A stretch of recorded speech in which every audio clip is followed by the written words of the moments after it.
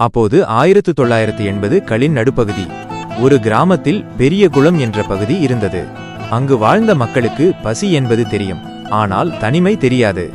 உழைப்பின் விதைப்பு. மழை மேகம் திரண்டாலே ஊரே உற்சாகமாகிவிடும்.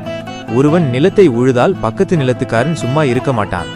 ஏழை கையை பிடிச்சு இழுப்போம் என்று எல்லோரும் ஒன்று கூடி விதை விதைப்பார்கள். அங்கு எனது நிலம் என்பதை விட நமது ஊர் என்ற எண்ணமே மேலோங்கி இருந்தது. ஒற்றுமையின் அறுவடை. அறுவடை காலம் வந்ததும் அந்த இடமே ஒரு திருவிழா போல மாறும். கதிரறுக்கும் போது பாடிக்கொண்டே வேலை செய்வார்கள். யாருக்கும் யாருடனும் போட்டி இல்லை. அறுவடை செய்த நெல்லை மூட்டை கட்டும்போது உனக்கு இவ்வளவு எனக்கு இவ்வளவு என்று சண்டை வராது. யாருடைய வீட்டில் அடுப்பு எரியவில்லையோ அங்கு முதலில் தானியம் போய் சேரும். சண்டையில்லா சந்தோஷம். வேலை முடிந்ததும் மாலையில் ஊர் மந்தையில் அனைவரும் அமர்ந்து பேசுவார்கள். பெரியவர்கள் கதை சொல்ல, இளைஞர்கள் அடுத்த வேலையை திட்டமிட, குழந்தைகள் நிலவொளியில் ஓடிப்பிடித்து விளையாடுவார்கள்.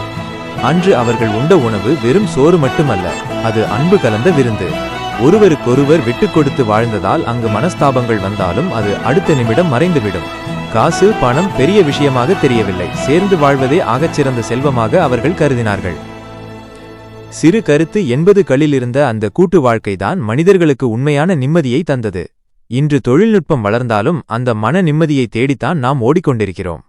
இந்த